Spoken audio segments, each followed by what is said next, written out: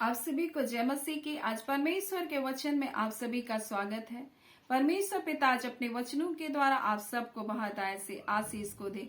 पिता परमेश्वर आज अपने वचनों के द्वारा आपसे बोले और बातचीत करे। हम लोग मत्ती 25वें अध्याय को जब देखते हैं, परमेश्वर का वचन हमें स्वर्ग के राज्य के बारे में कुछ बातों को बता रहा है। और यहाँ इस प्रकार से लिखा हुआ है, स्वर्ग का राज्य 10 कुंवारियों के समान होगा जो अपनी मसाले लेकर दूल्हे से भेंट करने को निकली। और 5 मूर्ख थी और 5 समझदार। जो मूर्ख थी उन्होंने मसाले तो ली परंतु तेल नहीं लिया, परंतु जो समझदार थी उन्हें मसाले भी ली और तेल लिया। और यहाँ कुछ बातों को हम देखेंगे। दूल्हा है, दुल्हन है, मसाल है और तेल है। और परमेश्वर का वचन हमें इस प्रकार से बताता है, मसीह की दुल्हन उसकी कलीसिया है। और ये परमेश्वर की कलीसिया के बारे में यीशु मसीह कह रहा है कि यीशु मसीह आएगा और ये होगा। यहाँ लिखा है कि 10 कुंवारियों के समान होगा स्वर्ग का राज्य। और लिखा है जो अपनी मसाले लेकर दूल्हे से भेंट करने को निकली। और लिखा है कि दूल्हे के आने में देर हो गई और वो 10 की 10 ऊँघने लगी और सो गई। और यहाँ परमेश्वर पिता में कुछ बातों को बता रहा है। जब हम मसाल को देखते हैं, जब हम आग को देखते हैं, जब हम तेल को देखते हैं, ये पवित्र आत्मा के विषय में परमेश्वर अपने वचन के द्वारा हमें बता रहा है। और परमेश्वर का वचन हमें इस प्रकार से कहता है। जब हम पहला सामुएल को पढ़ते हैं तो इस प्रकार से लिखा हुआ है 16 उसका 13 में, जब सामुएल ने अपना तेल का सिंग लेकर के दाऊद के भाइयों के मध्य दाऊद का अभिषेक किया, तब उस दिन से लेकर भविष्य में यहोवा का आत्मा दाऊद के ऊपर बल से उतरता रहा। मेरे प्रियो, ये अभिषेक पवित्र आत्मा का अभिषेक था। ये तेल को दिखाता है, पवित्र आत्मा का प्रतीक तेल के रूप में है, पवित्र आत्मा का प्रतीक जल के रूप में है, पवित्र आत्मा का प्रतीक कबूतर के रूप में, पवित्र आत्मा का प्रतीक हवा के रूप में है, पवित्र आत्मा का प्रतीक आग के रूप में, पवित्र आत्मा का प्रतीक छाप के रूप में, पवित्र आत्मा का प्रतीक बयाना के रूप में है। और आज परमेश्वर पिता हमें तेल के बारे में बता रहा है और ये पवित्र आत्मा के अभिषेक के बारे में बता रहा है। मसाले जल रही थी यानी उसमें तेल था, क्योंकि ये 10 के 10 मसाले लेकर के दूल्हे से भेंट करने के लिए आई। यानी परमेश्वर अपने हर कलीसिया को अपने पवित्र आत्मा को दिया है। परंतु यहाँ एक कमी है और वो ये है कि 5 जो मूर्ख थी उन्होंने अपने साथ तेल को नहीं रखा। और यहाँ यीशु मसीह जब हम लोग कुछ इस दृष्टांत को बता रहा है तो कुछ बातों को और रख रहा है। जब हम 25वें अध्याय से पिछले भाग को देखेंगे, जब हम 24वें अध्याय को देखेंगे, तब यहाँ यीशु मसीह इस प्रकार से कह रहा है कि जागते रहो। और 24 अध्याय के 36 में लिखा है, जागते रहो, उस दिन उस घड़ी के विषय कोई नहीं जानता, ना स्वर्ग के दूत, ना पुत्र, केवल पिता। जैसे नूह के दिन थे वैसे ही मनुष्य के पुत्र के दिन का आना होगा। क्योंकि जल प्रलय के से पहले के दिनों में जिस दिन तक नूह जहाज पर ना चढ़ा था, उस दिन तक लोग खाते पीते और उनमें विवाह होता था। मेरे प्रियो, उस समय को कोई नहीं जानता, यीशु मसीह बोल रहा है। और सब कुछ जैसा संसार चल रहा है सब कुछ वैसा ही रहेगा। और इसलिए परमेश्वर पिता अपने वचन के द्वारा अपनी कलीसिया को एक चेतावनी के रूप में दे रहा है कि दूल्हा आ रहा है और दूल्हे के आने के लिए तुमको क्या करो, तैयारी करो। और कहीं ऐसा ना हो जाओ कि तुम मूर्ख कुंवारियों के जैसा उसकी कलीसिया व्यवहार करने लगे। और इसलिए परमेश्वर का वचन हमें बता रहा है, यहाँ आगे लिखा है जब 24 अध्याय में, कि 2 जन होंगे एक खेत पर और एक ले लिया जाएगा, दूसरा छोड़ दिया जाएगा। 2 स्त्रियां चक्की पीस रही होगी, एक ले ली जाएगी, दूसरी छोड़ दी जाएगी। क्यों कर ले ली जाएगी और क्यों कर छोड़ दी जाएगी? 5 मूर्ख है, 5 बुद्धिमान है। क्यों बता रहा है कि 2 में से 1, 10 में से 5? और क्यों यीशु मसीह बार बार इस बात पर जोर दे रहा है? मेरे प्रियो, परमेश्वर का वचन हमें बता रहा है, अगर हमको यीशु के साथ उठा लिया जाना है तो हमको पवित्र आत्मा से परिपूर्ण होना होगा। हमको उस रैप्चर के लिए परमेश्वर की आत्मा से भरे हुए होना होगा। और इसलिए परमेश्वर का वचन कहता है, आत्मा में तुम परिपूर्ण होता चला जाओ और उसमें बढ़ते चले जाओ। दाखरस के मतवाले ना हो। परमेश्वर का वचन कहता है इससे लुचपन होता है। परमेश्वर का वचन कहता है बुराई में तुम ना चले जाओ। अंधकार के कार्य में तुम ना चले जाओ, क्योंकि परमेश्वर का वचन कहता है परमेश्वर ने अपनी आत्मा को आपके जीवन में दिया। और यीशु मसीह कहता है कि मसीह अपनी कलीसिया के लिए उसने अपने आप को दे दिया, उसने अपने शरीर के एक एक कतरा लहू बहा दिया, और उसका वचन कहता है वो उस कलीसिया को लेने आएगा जो तेजस्वी है। और परमेश्वर का वचन हमें इस प्रकार से इफिसी में बताता है, और उसकी जो कलीसिया है वो तेजस्वी कलीसिया होगी। और लिखा है उसे एक ऐसी तेजस्वी कलीसिया बनाकर अपने पास खड़ी करे जिसमें ना कलंक, ना झुरी, ना कोई ऐसी वस्तु हो, परंतु पवित्र और निर्दोष हो। मेरे प्रियो, और इसलिए परमेश्वर चाहता है कि उसकी कलीसिया निर्दोष और निष्कलंक हो, ना कोई दाग हो, ना कोई धब्बे हो, परंतु वह बुद्धिमानी के साथ व्यवहार करने वाली हो। परमेश्वर का वचन हमें इसी प्रकार से कुलसी में कहता है कि तुम सारे आत्मिक ज्ञान और समझ सहित परमेश्वर की इच्छा की पहचान में तुम परिपूर्ण होते चले जाओ। परमेश्वर का वचन कहता है कि तुम आत्मा में परिपूर्ण होते चले जाओ। परमेश्वर का वचन कहता तुम सारे आत्मिक ज्ञान और समझ में परिपूर्ण होकर परमेश्वर की इच्छा की पहचान में तुम क्या हो जाओ, परिपूर्ण हो जाओ। परमेश्वर की इच्छा में तुम को जानकर तुम बुद्धिमानी के साथ तुम चलो करके परमेश्वर का वचन कहता है।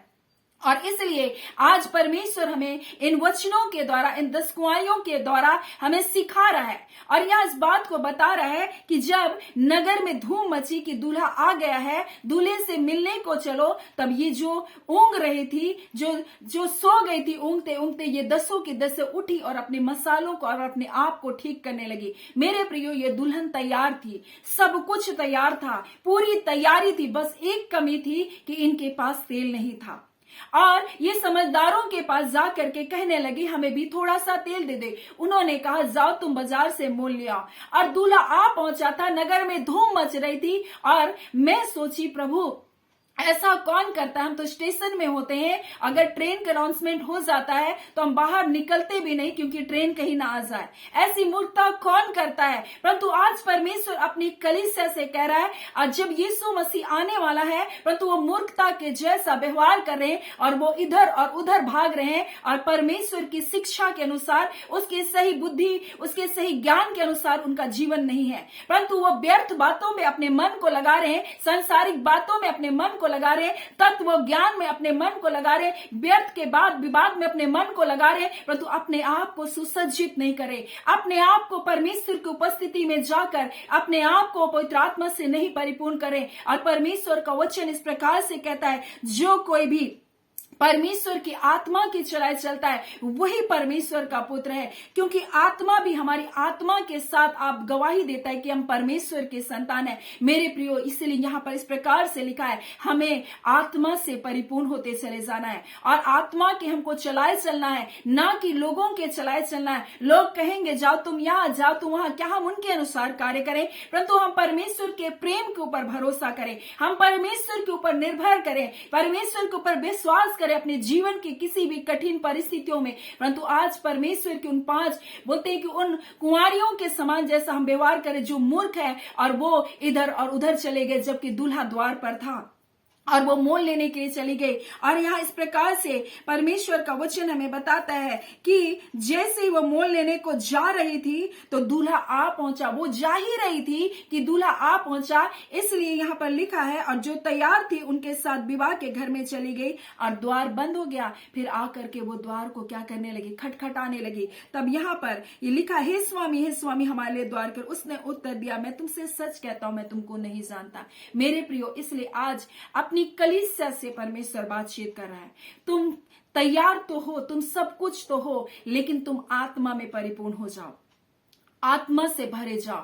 क्योंकि हम देखते हैं परमेश्वर का वचन इस प्रकार से कहता है कि जिस प्रकार से फिलिप्पुस था, वो जब खोजा को परमेश्वर का वचन को बताया, परमेश्वर ने उसको अपने आत्मा में उठाकर उसको ले गया। हम देखते हैं पतरस को परमेश्वर की आत्मा ने उसको उठाया और उसको ले गया, और उसको जब वो निकला बाहर उन जेल खानों से, तब उसको पता चला कि वो बाहर निकल चुका है। वैसे ही परमेश्वर का वचन कहता है, जो आत्मा के चलाए चलते हैं वो उनके समान है जो हवा के जैसे, और हवा जिधर चाहती है उधर चलती है, तो उसका शब्द तो सुनता है परंतु उसको देख नहीं सकता। वैसे आत्मा के चलाए चलने वाले लोग हैं। फिलिप्पुस ऐसे ही था, हम देखते हानोक ऐसा ही था, हम देखते एलिया ऐसा ही था। ये परमेश्वर की आत्मा के चलाए चल रहे थे, इसलिए परमेश्वर ने इनको उठा लिया। एलिया परमेश्वर के साथ साथ चलता था और परमेश्वर ने उनको उठा लिया। हम देखते हैं फिलिप्पुस को परमेश्वर ने अपने आत्मा के द्वारा उठा करके दूसरे स्थान पर लेकर के गया। मेरे प्रियो, वैसे ही परमेश्वर आज हमें अपनी आत्मा से परिपूर्ण करना चाहता है, हम आत्मा के अनुसार चलाना चाहता है। और इसलिए कहता है यीशु मसीह, तुम जागृत रहो, तुम प्रार्थना करते रहो, तुम सचेत रहो, तुम चौकस रहो, तुम उस घड़ी उस पल को कोई नहीं जानते। और यीशु मसीह एक बात को और भी बता रहा था, जब यहाँ पर हम 24 अध्याय को जब हम लोग देखते हैं तो वहां पर इस प्रकार से कह रहा है कि 2 जन होंगे, खेत पर एक ले लिया जाएगा और दूसरा छोड़ दिया जाएगा। और यीशु मसीह जब इस बात को बता रहा था तो मरकुस और लूका में इस प्रकार से लिखा हुआ है कि जब तुम छत में होगे तो कपड़े लेने के लिए नीचे मत चले जाना, तुम खेत में होगे तो इधर उधर नहीं भागना। क्यों कर कह रहा है, ये स्त्रियां जो कुंवारिया स्त्री थी, ये क्या कर रही है, भाग रही है, दूल्हा आ चुका है और इधर उधर हो रही है। परंतु यीशु मसीह कहता है कि जब यीशु मसीह आएगा उस रैप्चर में, तुमको एक जगह स्थिर खड़े रहना, इधर उधर नहीं भागना है, क्योंकि ये अचानक होगा, पल भर में होगा। जैसे बिजली कौंधती है वैसे ही होगा और पलक झपकते ये सब कुछ हो जाएगा। और इसलिए परमेश्वर कहता है तुम रैप्चर के लिए तैयार हो जाओ। और ये 10 कलीसिया के बारे में बता रहा है, अपनी दुल्हन के बारे में बता रहा है। 5 समझदारी के साथ काम कर रही है, परंतु 5 मूर्खता के जैसा। वो क्या करे, यीशु के आगमन के लिए सारी तैयारियां कर चुकी है, सब कुछ तैयार हो चुका, मसाले भी ले चुके, मसाले भी जल रहे थे उस वक्त, लेकिन जब देर हो गया तो उसकी मसाले बुझ गई है, इनके पास अब तेल नहीं है। परंतु परमेश्वर कहता है तुम आत्मा में परिपूर्ण होकर जीवन को जियो। तुम बोलते आत्मा को मत बुझाओ, परमेश्वर का वचन कहता आत्मा को मत बुझाओ, क्रोध रोष में अपने जीवन को मत व्यतीत करो, पवित्र आत्मा को तुम शोकित मत करो, परंतु पवित्र आत्मा से तुम परिपूर्ण होते चले जाओ। और जो पवित्र आत्मा से परिपूर्ण होगा, जो पवित्र आत्मा के चलाए चलेगा और जो परमेश्वर की इच्छा के अनुसार चलेगा, वही परमेश्वर के राज्य में उठा लिया जाएगा, वो परमेश्वर के राज्य में चला जाएगा। और इसलिए आज यीशु मसीह इन वचनों के द्वारा हमें बता रहा है, कह रहा है तुम जागृत रहो, पवित्र आत्मा से तुम परिपूर्ण होते चले जाओ। और ऐसा मत सोचो कि मैंने तैयारी कर ली है। और कई बार जब बोलते हैं, मनुष्य बोलता है कि जो कहता है कि मैं स्थिर हूं वो चौकस रहे, कहीं गिर ना जाए बोलता है। इसलिए प्रतिदिन हम अपने जीवन की चौकसी करना है, प्रतिदिन अपने जीवन को हमें वचन के आईने में जांचना है, प्रतिदिन हमें देखना है कहीं कोई बुरी बातें तो हमारे जीवन में नहीं आ रही। मेरे प्रियो, शैतान धीरे से मनुष्य के जीवन में आता है और परमेश्वर से उसके मन को इतना दूर कर देता है कि उसको लगता तो है मैं प्रार्थना कर रहा हूं, लेकिन परमेश्वर की उपस्थिति से वो दूर चला जाता है। इसलिए परमेश्वर कह रहा है तुम चौकस रहो, पवित्र आत्मा से तुम परिपूर्ण हो जाओ और परमेश्वर के आत्मा के तुम चलाए चलो। सो परमेश्वर पिता इन वचनों के द्वारा आप सबको बहुत ऐसे आशीष को दे। आमीन। आइए हम प्रार्थना करेंगे। धन्यवाद देते हैं जीवते सच्चे सामर्थ्य पिता परमेश्वर, प्रभु यीशु मसीह के नाम से खुदावन परमेश्वर आपके निकटता, आपकी हुजूरी में आते हैं, आपके प्रिय लोगों के साथ पिता परमेश्वर। प्रभु जी, जब हम आपके सिंहासन के समीप अपने सिरों को झुकाते हैं पिता, हाँ पिता हम प्रार्थना करते हैं पिता, दिनों दिन परमेश्वर प्रभु जी ये तेजस्वी रूप में परमेश्वर आपकी आत्मा में अंश अंश करके बढ़ते चले जाए। वे वो तेज नहीं परमेश्वर जो घटने वाला है, ये वो आत्मा का तेज है परमेश्वर पिता जो बढ़ता ही जाएगा परमेश्वर पिता। हाँ पिता परमेश्वर, पौलुस कहते हैं खुदावन परमेश्वर पिता, हाँ जब तक तुम्हें मसीह का रूप न बन जाए मैं तुम्हारे लिए जच्चा किसी पीड़ाओं को सहता रहूंगा। ए खुदान, मसीह के रूप में बदलने के लिए आपकी पहचान में, आपकी इच्छा की पहचान में पिता ये बढ़ते चले जाए, ओ पिता आप में परिपूर्ण होते चले जाए। हाँ खुदावन, आपकी आत्मा में परिपूर्ण होते चले जाए, प्रार्थना में जागृत होते चले जाए। ए खुदावन परमेश्वर, चौकसी का जीवन को जीते चले जाए। खुदावन परमेश्वर पिता, आपके प्रिय लोगों को हम आपके हाथों में सौंपते हैं। खुदावन परमेश्वर पिता, मेरी ये प्रार्थना है खुदावन, जितने लोग रोग दुख बीमारियों में, हर प्रकार का बीमारी, हर प्रकार का बंधन आज यीशु के नाम से टूटने पाए। खुदावन परमेश्वर, यीशु के नाम से ये चंगे किए जाए पिता। हम प्रार्थना करते हैं पिता, जितने परमेश्वर पिता इन दिनों हाँ पिता अपने रिजल्ट का वेट कर रहे खुदान परमेश्वर, वो सर्वोत्तम अंक को लाने वाले हो सके। जिन बच्चों का अब एग्जाम चल रहा है प्रभु जी, उन्हें बुद्धि ज्ञान और समझ की आत्मा दे, उत्तम स्वास्थ्य दे पिता परमेश्वर। खुदावन परमेश्वर, मेरी प्रार्थना है परमेश्वर, जितने लोग परमेश्वर पिता हाँ पिता अपने जीवन की समस्याओं को लेकर आए हैं पिता, वो समस्याएं परमेश्वर पिता यीशु के नाम से इनके जीवनों को छोड़कर इसी घड़ी निकल बाहर होने पाए। अंधकार की तमाम शक्ति जिनके मनों को, उनके हृदय को परमेश्वर बेचैन बेचैन करके, निराश करके, हताश करके प्रभु जी रखिए। आज हम सारे बंधन को तोड़ते हैं यीशु के नाम से। आप शांति के राजकुमार अपनी शांति से भर दीजिए प्रभु जी। आप आशा का दाता खुदा अपनी जीवित आशा को उनके हृदय में डाल दीजिए। इसी घड़ी प्रभु जी किसी भी बात से निराश ना होने पाए। खुदावन परमेश्वर पिता, आप इनकी चिंता करते हैं पिता। खुदावन परमेश्वर पिता, इनका जीवन कीमती है खुदान, उस कीमती जीवन को बचाने के लिए आपने अपने जीवन को बलिदान कर दिया पिता। आप इनसे प्रेम करते हैं, इनके जीवन को बचाने के लिए आपने अपने शरीर के एक कतरा लहू को बहा दिया मेरे प्रभु।